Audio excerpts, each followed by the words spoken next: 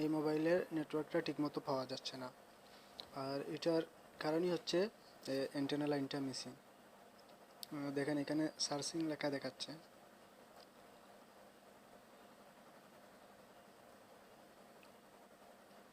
কোনো নেটওয়ার্ক নেই। সার্চিং দেখেও কোনো নেটওয়ার্ক পাওয়া যাচ্ছে না। তারপর ইমার্জেন্সি এখানে কোনো নেটওয়ার্কই নেই। আর আমাদের এখানে পাশেই টাওয়ার আছে, তারপরে নেটওয়ার্ক নেই।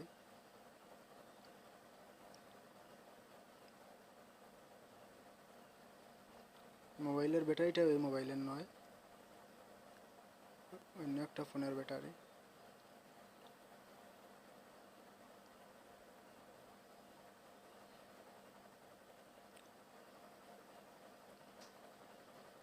দেখেন এটার কিন্তু অ্যান্টেনা লাইন, যে অ্যান্টেনাটা এটা আলাদা। দেখেন এখানে অ্যান্টেনা লাইন থাকার কথা ছিল, কিন্তু এখানে নেই।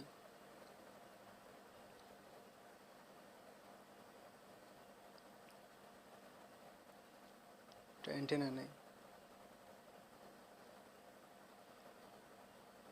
তো এরকম আপনারা একটা নোকিয়া বোর্ড নেবেন, বা একটা অ্যান্টেনা হলে হবে, আবার এরকম একটা নোকিয়া বোর্ড হলে ভালো হয়।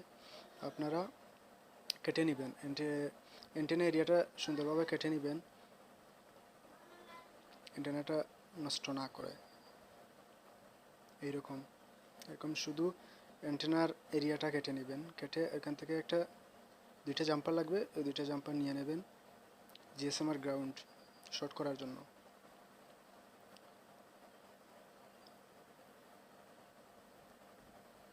জিএসএম আর গ্রাউন্ড লাইনে জাম্পার দুটা শর্ট করে দিব।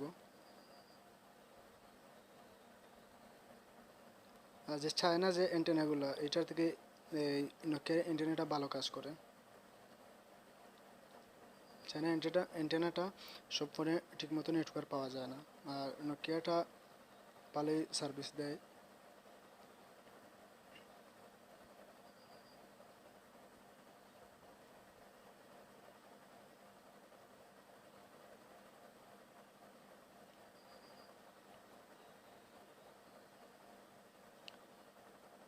আমি ভিডিওটা পরে ভয়েস ওভার করতেছি, আর ওইখানে অনেক নয়েজ, ব্যাকগ্রাউন্ড নয়েজ, যার কারণে ভয়েসটা ঠিকমতো বোঝা যায় না।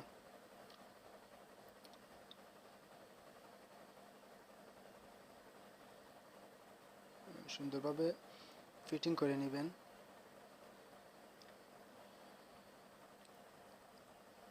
আর আপনার মোবাইলে, কাস্টমারের যে মোবাইলটা, ওইটা ঠিকভাবে বসে ওইরকম শেপে একটু কেটে নেবেন, ছোটো করে, যাতে সহজেই রাখা যায়। ব্যাটারিটাও ছোটো।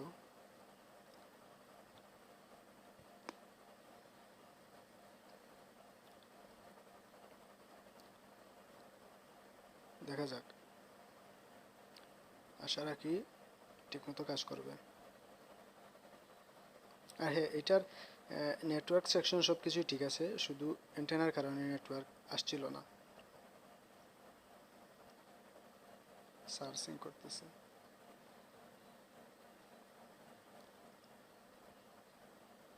দেখেন ফুল নেটওয়ার্ক চলে আসছে। আর গ্রামীণ ফোন সিম এখন কিন্তু ফুল নেটওয়ার্ক আছে।